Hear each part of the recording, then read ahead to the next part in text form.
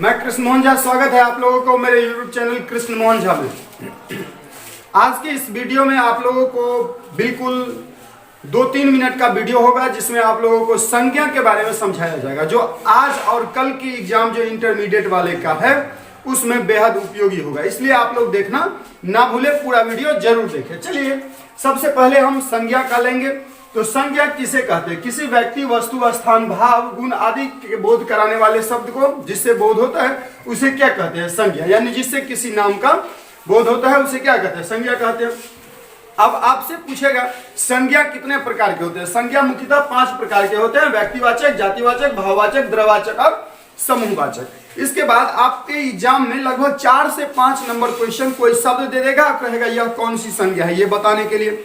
कभी क्या होगा कि भाववाचक संज्ञा दे देगा और उसके ऑप्शन में 4 ऑप्शन दे देंगे, कहेगा कि यह किस भाववाचक संज्ञा कौन सी है। तो इस तरह के क्वेश्चन आपसे पूछे जाएंगे।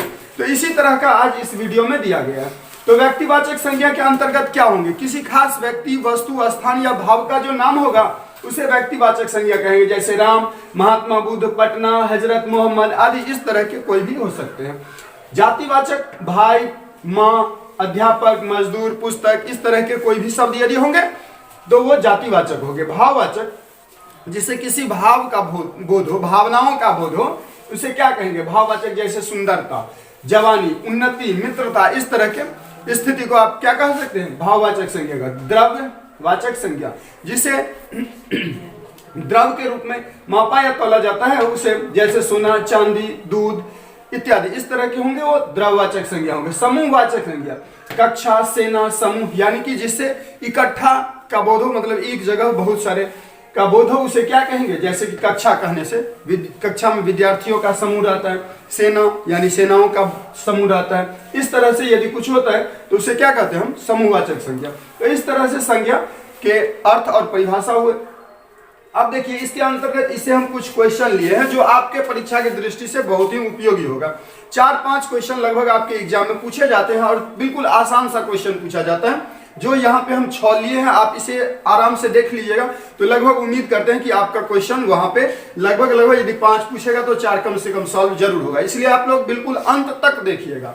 देखिए दिया हुआ वस्तु, स्थान, भाव वो विचार के द्योतक शब्द को क्या कहते हैं? मतलब जो व्यक्ति, वस्तु, स्थान या विचार का बोध कराता है उसे हम क्या कहते हैं? तो उसे हम क्या कहते हैं? संज्ञा कहते हैं। तो इसका सही ऑप्शन क्या हो जाएगा? संज्ञा। यहाँ दिया हुआ था संज्ञा, सर्वनाम, विशेषण, विशेष, तो क्या होगा? ये संज्ञा होगा। अब व्यक्तिवाचक संज्ञा है। अब यहाँ पे पूछ रहा है व्यक्तिवाचक संज्ञा नहीं है, व्यक्तिवाचक संज्ञा नहीं है। तो आप देखिए कृष्ण किसी खास व्यक्ति का नाम हो सकता है, तो ये क्या है? व्यक्तिवाचक संज्ञा है। पटना किसी शहर का नाम है, तो ये भी व्यक्तिवाचक संज्ञा है। यहाँ पे रामायण दिया हुआ है, यहाँ क्या दिया हुआ है? रामायण, ये भी एक धर्म ग्रंथ का नाम है, इसलिए यह व्यक्तिवाचक संज्ञा है। ये लेकिन यहाँ अध्यापक व्यक्तिवाचक संज्ञा नहीं है। तो आपका सही आंसर क्या हो जाएगा? ये हो जाएगा। ये सब गलत हो जाएगा क्योंकि व्यक्तिवाचक नहीं पूछ रहा है। कौन व्यक्तिवाचक नहीं है? तो इसलिए यहाँ पे क्या हो जाएगा? अध्यापक हो जाएगा। अब पूछ रहा है भाववाचक संज्ञा नहीं है, भाववाचक संज्ञा नहीं है। तो यहाँ पे सुंदरता देखिए भाववाचक संज्ञा है, मित्रता भाववाचक संज्ञा है, अवनति भाववाचक संज्ञा है, लेकिन नहीं क्या है? किसान नहीं है। तो इस तरह से यहाँ पे पूछ रहा था निगेटिव में, तो ये नहीं होगा, ये नहीं होगा, ये नहीं होगा। तो होगा सही आंसर क्या? डी, किसान जातिवाचक संज्ञा है, न कि भाववाचक। तो मुझे पूछ रहा था भाववाचक संज्ञा नहीं है, तो भाववाचक संज्ञा नहीं क्या है? तो किसान भाववाचक संज्ञा नहीं है। चलेंगे क्वेश्चन नंबर 4 की ओर। दिया हुआ द्रव्यवाचक संज्ञा है। यहाँ पे देखिए कह रहा है द्रव्यवाचक संज्ञा है। तो यहाँ पे द्रव्यवाचक संज्ञा कौन सा है? तो फर्स्ट ऑप्शन दिया हुआ है पीतल, दूसरा सेना, तीसरा बचपन और चौथा महात्मा बुद्ध। तो देखिए ये किसी खास व्यक्ति का नाम है, इसीलिए ये क्या है? व्यक्तिवाचक संज्ञा हो जाएगा। बचपन ये अवस्था का बोध बता रहा है, यानी भाववाचक संज्ञा हो जाएगा। सेना यह समूहवाचक संज्ञा हो जाएगा। देखिए यहाँ पे ऑप्शन में, उदाहरण में भी था सेना, तो ये क्या हो जाएगा? समूहवाचक संज्ञा, सेना समूहवाचक संज्ञा हो जाएगा। लेकिन पीतल जो है वो द्रव्यवाचक संज्ञा है। आप इसके उदाहरण में शायद दिया हुआ होगा या नहीं दिया होगा, तो आप समझ लीजिए। पीतल जो है वो क्या होगा? द्रव्यवाचक संज्ञा हो जाएगा। यहाँ कह रहा है जातिवाचक संज्ञा नहीं है, यानी कि जातिवाचक संज्ञा कौन नहीं है? तो यहाँ पे देखिए माँ दिया हुआ है, मजदूर दिया हुआ है, जवानी दिया हुआ है और राज्य दिया हुआ है और कह रहा है जातिवाचक नहीं है। तो जातिवाचक संज्ञा आपसे पूछ रहा है नहीं है। तो जातिवाचक संज्ञा का आप देखिए यहाँ पे क्या था, भाई, माँ, अध्यापक, मजदूर, यानी व्यक्तिवाचक संज्ञाओं के जो सम्मिलित रूप होते थे उसे क्या है जातिवाचक संज्ञा के रूप में दिया जाता था। तो यहाँ पूछ रहा है नहीं है, तो कौन नहीं है?